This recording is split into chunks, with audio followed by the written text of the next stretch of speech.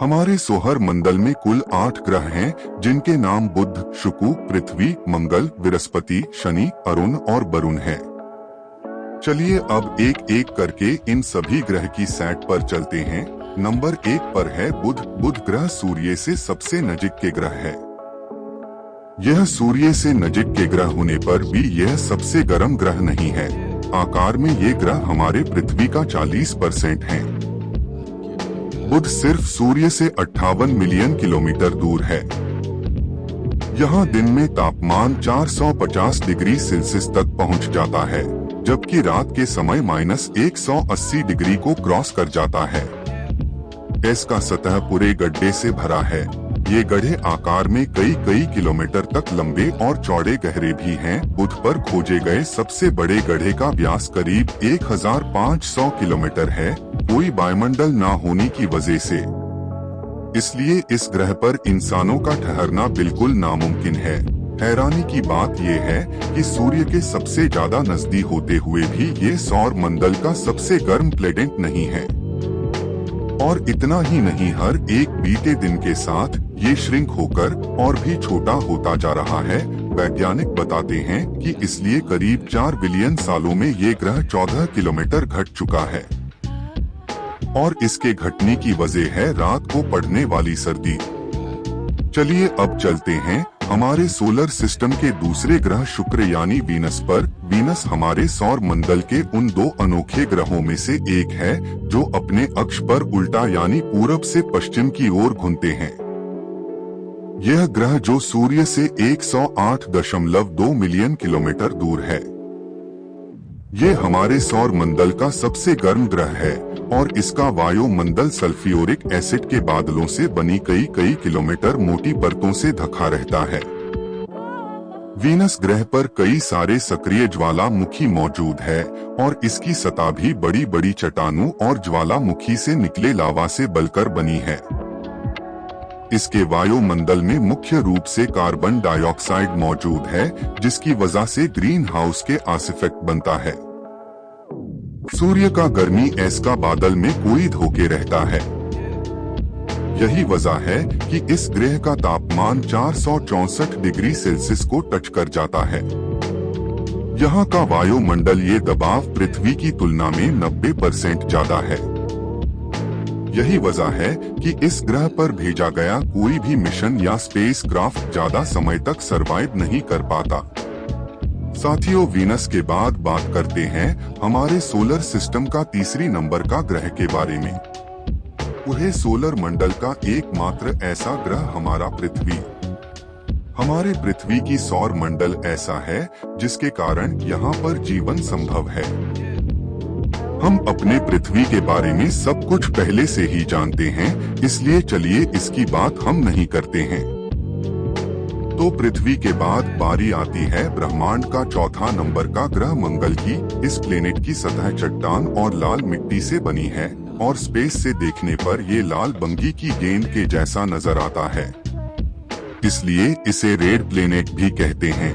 यहाँ की जमीन में आयरन की मात्रा बहुत अधिक है और यही इसकी धूल और मिट्टी में भी पाया जाता है। यहाँ का वायुमंडल पतला और ठंडा है। यह ग्रह सूर्य से करीब 228 मिलियन किलोमीटर दूर होने के वजह से यहाँ का औसत तापमान -55 डिग्री सेल्सियस रहता है। इसका मैक्सिमम टेम्परेचर सिर्फ 30 डिग्री सेल्सियस तक ही पहुँच पाता है। पृथ्वी के बाद मंगल ही एक ऐसा ग्रह है जिस पर हम इंसानों को जीवन की सबसे ज्यादा उम्मीद है, जिसके चलते इसकी सतह पर पानी ज्यादा देर तक लिक्विड फॉर्म में नहीं रह पाता। मंगल पर धूल भरी आंधी और तूफान आना आम बात है। यहाँ की सतह हमारे पृथ्वी के चट्टानी और रेगिस्तानी इलाकों से काफी मिलती जुलती है। वैज्ञानिकों का अनुमान है कि शायद एक समय मंगल ग्रह पर जीवन रहा होगा। दोस्तों, अब हम चलते हैं ब्रह्मांड का 5वां नंबर के ग्रह बृहस्पति पर। जुपिटर हमारे सौरीय मंडल के सबसे बड़ा ग्रह है। बृहस्पति हमारे पृथ्वी से 1300 गुना बड़ा है। जुपिटर बहुत खूबसूरत और रंगीन दिखने वाला बादलों जैसा नजर आता है, लेकिन आप इनकी सुंदरता पर मत जाएगा, क्योंकि इन बादलों में आप एक सेकेंड भी जिंदा नहीं रह पाएंगे। जुपिटर का वायुमंडल मुख्य रूप से हाइड्रोजन और हीलियम गैस से बना है, लेकिन इसमें कुछ मात्रा में अमोनिया और मीथेन भी शामिल है। अब हम अगले ग्रह की ओर चलते हैं। यह है हमारा ब्रह्मांड का छोटो नंबर के ग्रह शनि। शनि ग्रह का ख्याल मन में आते ही सबसे पहले हमारा ध्यान इसकी बड़ी बड़ी रिंग्स पंखे पर जाता है। आपको बता दें कि ये छले बर्फ के छोटे छोटे कण और चट्टान के टुकड़ों से मिलकर बने हैं और इसका वायुमंडल 75% हाइड्रोजन, 25% हीलियम और मीथेन पानी की बूंद जैसे तत्वों से मिलकर बना है। जुपिटर के बाद शनि हमारे सौर मंडल का दूसरा सबसे बड़ा ग्रह है। पृथ्वी से अगर इसकी तुलना की जाए तो इसका व्यास 10 गुना ज्यादा है। जुपिटर की तरह इसका सतह भी एक गैस से बना है, यानी इसकी भी कोई ठोस सतह नहीं है। शनि के बहुत सारे चंद्रमा है। अब तक इसके 80 से ज्यादा चंद्रमा खोजे जा चुके हैं और वैज्ञानिकों की खोज अभी भी जारी है। कैसिनी नाम के एक अंतर्यान ने शनि और इसके चंद्रमा का अध्ययन करने में 13 साल से ज्यादा का समय बिताया है। हमारे सौर मंडल में शनि के बाद बारी आती है 7वां नंबर के ग्रह यूरेनस ग्रह की, जिसे हम अरुण कहकर बुलाते हैं। ये हमारे सोलर सिस्टम का सबसे ठंडा ग्रह है, जिसके चलते इसे आइस जायंट भी कहा जाता है। इस ग्रह का तापमान -224 डिग्री सेल्सियस तक नीचे चला जाता है। यूरेनस का आकार हमारे पृथ्वी से लगभग 4 गुना बड़ा है।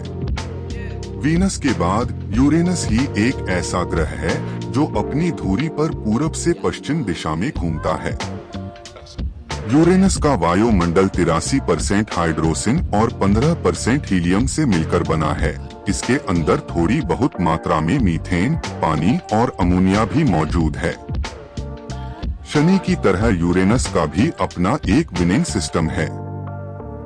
ये शनि के जितना बड़ा नहीं है और बहुत कम लोग इसके बारे में जानते हैं।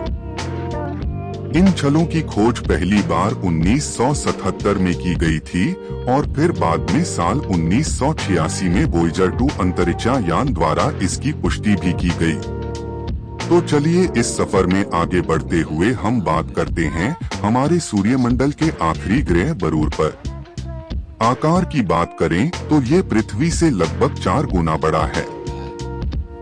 यह ग्रह हमारे सौर मंडल का आखिरी ग्रह है, जिसके चलते सूर्य से इसकी दूरी 4.495 बिलियन किलोमीटर है। नेपट्यून का वायुमंडल 72% हाइड्रोजन, 25% हीलियम और थोड़ी बहुत मीथेन गैस से मिलकर बना है। यूरेनस की तरह नेपट्यून का भी अपना एक रिंग सिस्टम है और अब तक इसकी 5 रिंग्स को खोजा जा चुका है। व्यास के दृष्टि से देखें तो ये हमारे सोलर सिस्टम का चौथा सबसे बड़ा ग्रह है